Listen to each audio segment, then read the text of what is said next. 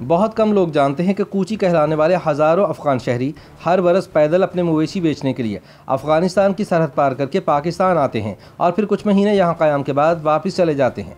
फ़ारसी में कूच के मानी नकल मकानी के हैं और इसी वजह से इन खाना बदोशों के लिए कूची का लफ्ज़ इस्तेमाल किया जाता है, यानी हिजरत करने वाले। ये बरसों से गर्मियों में अफ़गानिस्तान से सरहद पार करके पाकिस्तान आ जाते हैं। लेकिन अहम सवाल ये है कि कूची ऐसा क्यों करते हैं। जब बात चिरागाहों और गल्लाबानी की हो या फिर पीरों फ़कीरों का जिक्र हो तो अफ़गानिस्तान के इन कूचियों या खाना बदोशों को नज़रअंदाज नहीं किया जा सकता। सफ़ेद ऊँटों पर बकरियों के बच्चे उठाए 72 साला मोहम्मद खान पहाड़ी सिलसिलों और सनोबर के जंगलात से गुजरते हुए अपने मवेशियों का सौदा करने के लिए बलूचिस्तान के इलाके ज़ियारत पहुंचे हैं। मोहम्मद खान ने बताया कि गर्मियों के महीने उनके लिए बेहतरीन होते हैं क्योंकि इस मौसम में ही वो बलूचिस्तान, सिंध, खैबर पख्तूनख्वा और पंजाब के मुख्तलिफ शहरों में अपने मवेशियों को फ़रोख्त करते हैं। मोहम्मद खान के मुताबिक उनका कुल सरमाया 4 ऊँट, 12 बकरे और 2 गधे हैं। सर्दियाँ शुरू होते ही मोहम्मद खान और इन जैसे दीगर कई कूची वापस अफ़गानिस्तान का रुख करेंगे। खैमे लगाना, मवेशी पालना और मुसलसल सफ़र में रहना इनकी ज़िंदगी का हिस्सा है। ये कूची अपनी सालाना हिजरत के दौरान गोश्त, दूध और इस जैसी दीगर अशिया को मुकामी मंडियों में फ़रोख्त करते हैं। मोहम्मद खान के मुताबिक आसपास के देहात के लोग इन्हें आसानी से खैमे नस्ब करने की इजाज़त नहीं देते, ये बताए जाने के बावजूद कि उनका क़याम आर्जी होगा। गो के कूचियों की तारीख जानना इंतहाई मुश्किल काम है, लेकिन मौजूदा कूचियों को देखकर ये बखूबी कहा जा सकता है कि इनके लिए सरहदों से ज़्यादा अपनी आज़ादी अहम है और ये ज़मीन के हर गोशे से मोहब्बत करते हैं, चाहे इनका पड़ाव कहीं भी हो।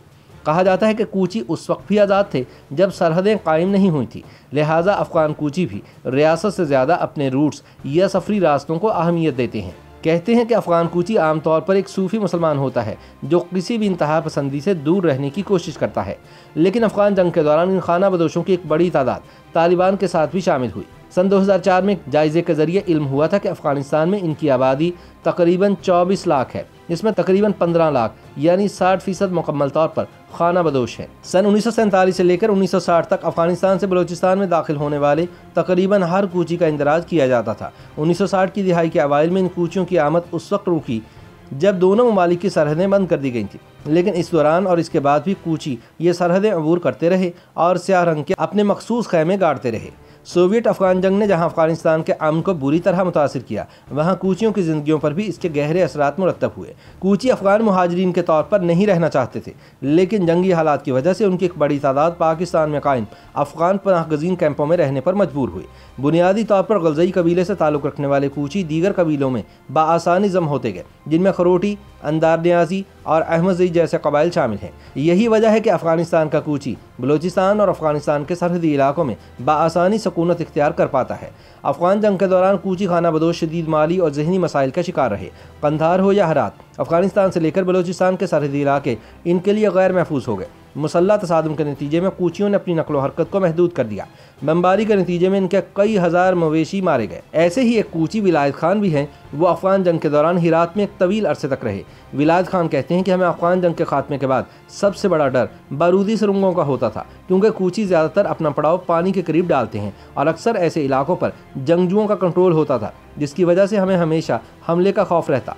अफ़गान मुहक्किक और सहाफ़ी मालिक अचकज़ई ने बताया कि अफ़गान कूचियों का ज़्यादा इन्हिसार कुदरत की अता करदा ज़मीन पर बहने वाले पानी और उगने वाली घास फूस पर होता है। ये इस दौर में भी अपनी घरेलू ज़रूरियात पूरा करने के लिए फ़ितरत का सहारा लेते हैं और अपने ख़ानदान में ख़वातीन को ख़ास अहमियत देते हैं।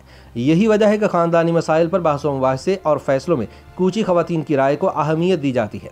रंगीन लिबास और रिवायती ज़ेवरात पहनने अगरचे कूची ख़वातीन की एक मुश्किल ज़िंदगी है, लेकिन एक कबायली अफ़गान या बलोच औरत से ख़ासी मुख्तलिफ है। ये ख़वातीन खैमों में रहते हुए मर्दों के शाना बिशाना कामों में हिस्सा लेती हैं। मवेशियों को चराने से लेकर जानवरों की खरीदो फरोख्त में कूची औरत काफ़ी हद तक खुद मुख्तार होती है। कूची खातून के बारे में यह कहा जा सकता है कि वो अपने मर्द से ज़्यादा मेहनत कश होती है। हिजरत के दौरान घंटों तक पैदल सफ़र, कई दिनों तक के सामान को महफूज तरीके से पैक करना, दूध से दही और पनीर तैयार करना और रिवायती ज़ेवरात के साथ कढ़ाई करना कूची ख़वातीन के ख़ास हुनर है। ऐसे मलबूसात को दुनिया भर में कूची के नाम से ही जाना जाता है। मवेशियों के ऊन से मुख्तलिफ डिज़ाइन के कालीन तैयार करना, जहाँ इन खाना बदोशों की सकाफत का हिस्सा है, वहाँ ये कदीम और जदीद अंदाज की हुनरमंदी का सबूत भी पेश करते हैं। लेकिन जफाकशी और मेहनत अपनी जगह, अपने सामान की मुंतकिली खाना बदोश के लिए हरगिज़ आसान नहीं। पीरों और सूफियों से मोहब्बत करने वाले ये खाना बदोश खुद को खुदा का आज़ाद बंदा तस्वुर करते हैं, लेकिन पाक अफ़गान सरहद पर बाढ़ नस्ब करने के फैसले ने इन खाना बदोशों की तशवीश में इजाफा कर दिया है।